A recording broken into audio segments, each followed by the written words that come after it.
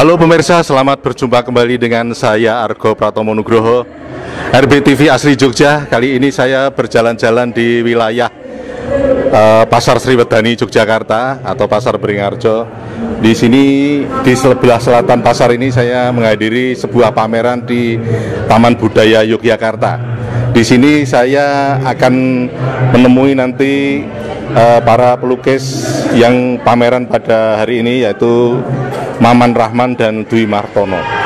Nah pemirsa, selamat mengikuti.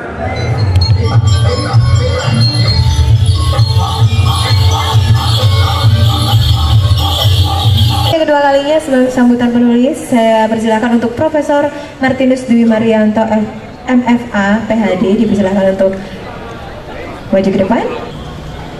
Assalamualaikum warahmatullahi wabarakatuh. Salam sejahtera bagi kita semua. Om Swastiastu. Dwi Martono saya jarang sekali lihat ya, walaupun pernah kuliah di ISI ya, tapi saya nyaris tidak kenal. Para hadirin, karya Dwi Martono maupun karya Maman Rahman itu baru ada, baru bermakna, baru berarti kalau para hadirin mau masuk ke dalam, mau membuka diri melihat apa potensi yang ada, bahwa ternyata apapun itu baru ada setelah kita amati. Semoga bermanfaat. Terima kasih. Amin, amin. Tentunya tidak terlepas dari seseorang yang punya gagasan ide untuk mengadakan acara pada malam hari ini. Saya akan panggilkan beliau kepada Bapak Agung Tobi. Silakan maju ke depan untuk penyerahan katalog secara simbolis sebagai penggagas acara. Akan diserahkan kepada Dr. Oi Hong Jin. Ya, silakan Pak.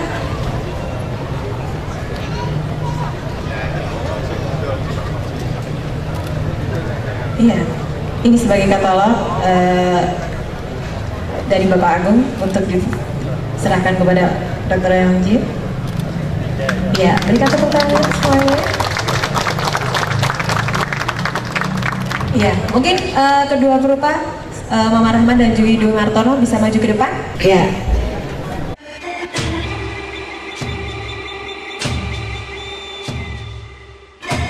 Toko berdikari, yes, yes, yes.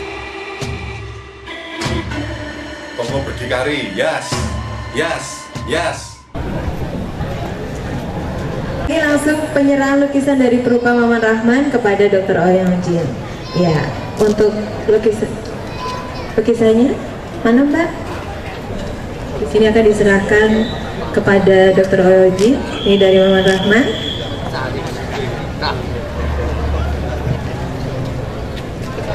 Nanti kalau nggak bisa bawa dilipat juga nggak apa-apa, Dr.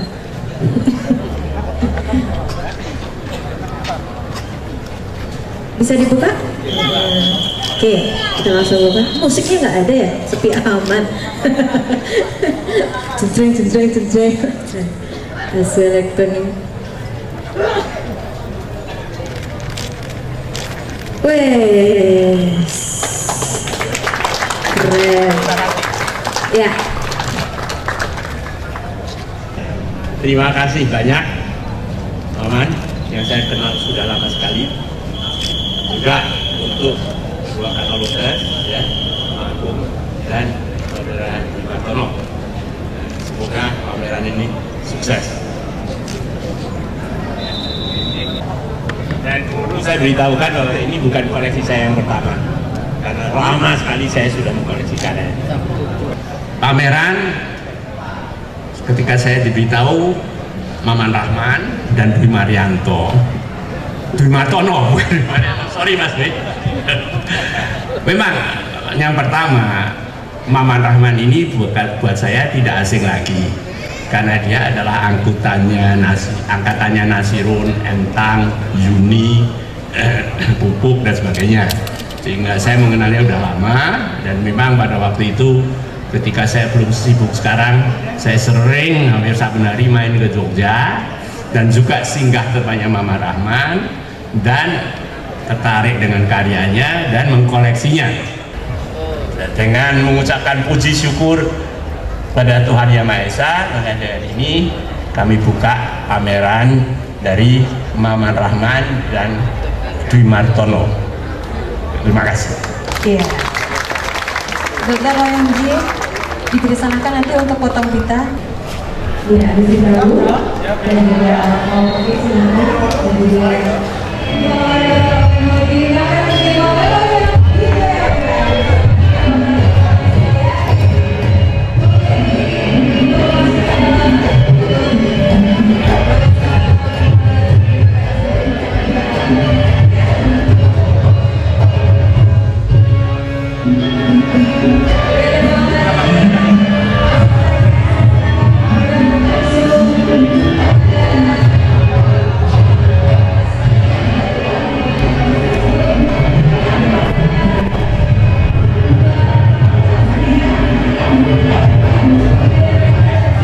saya langsung saja bertanya pada Pak Ung Jin, apa pendapat Pak Ung Jin mengenai pameran pada malam hari ini, Pak, terutama karya Dwi Martono sama Mas Maman Rahman ini, Pak. Keistimewaan dari pameran ini semua adalah formatnya, terutama format dari karya-karya. Ini karya-karya kan luar biasa besarnya, ukurannya. Padahal membuat karya-karya yang begitu besar itu kan tidak gampang. Ya, biasanya yang bisa membuat karya besar dengan bagus itu seniman-seniman yang jam terbangnya udah panjang seperti Hendra, Siono, juga tekniknya sudah sempurna, dan juga tentunya kreativitasnya juga luar biasa, sehingga mengisi bidang itu dia mudah, mengerjakannya juga bisa dengan cukup cepat, dalam arti tidak sampai inspirasinya itu hilang dan sebagainya.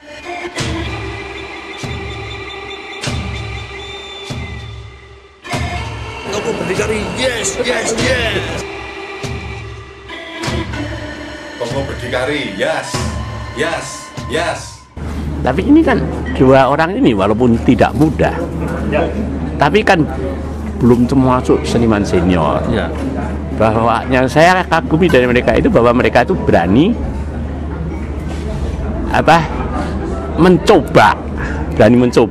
Jadi seperti saya katakan, itu kalau seorang seniman yang berdikari ya, dia bikin karya sedemikian besarnya itu kan risiko. Karena pertama, biasanya karya seniman yang belum established ya masih terbatas dalam juga finansialnya. Membikin karya begini ini kan modalnya tidak sedikit, kanvasnya, catnya dan sebagainya. Lantas kalau sampai gagal itu kan semua terbuang. Artinya tadi Pak Ung Jin dalam pidatonya kan menyebut ada yang mensupport Pak Agung Tobing dalam hal ini. Ini tentu saja satu keberanian tersendiri juga, Pak. Juga Pak Agung Tobing kan mensupport kayak gini juga, dia akan keluar duit. Iya toh. Tapi apakah dia nantinya mau mengkoleksi ini ya, dia mesti menjadikan mau menggantung di tempat mana. Misalnya mau menjual ini, siapa yang mau beli? Dan ini berkarya, betul-betul berkarya karena memang mau berkarya, nafsu berkarya tanpa memikirkan pihak pasarnya, pihak komersialnya.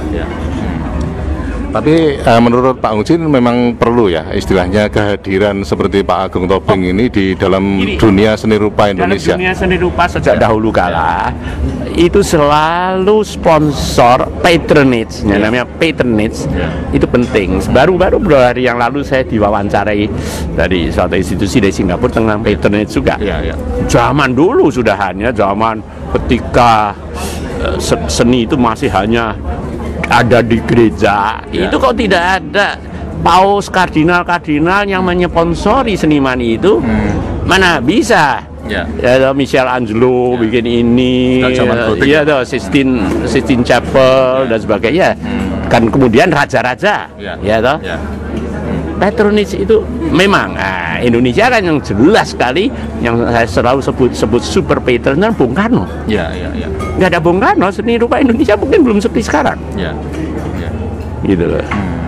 Itulah yang saya kira kita butuh, masih membutuhkan lagi patron-patron lebih banyak.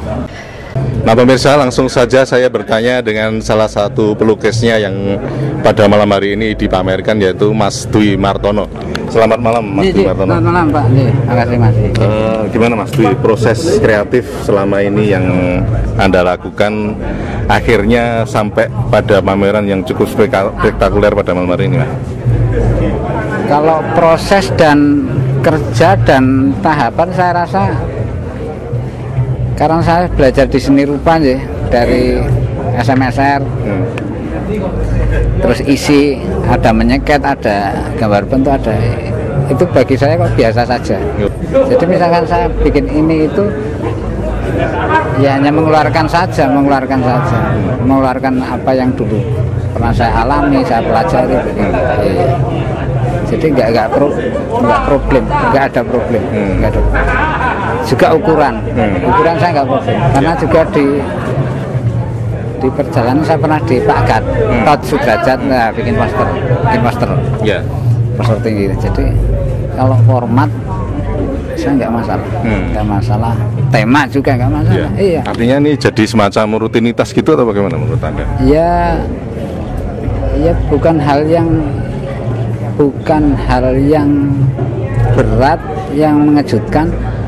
Hanya ada yang nyponsori, itu saja.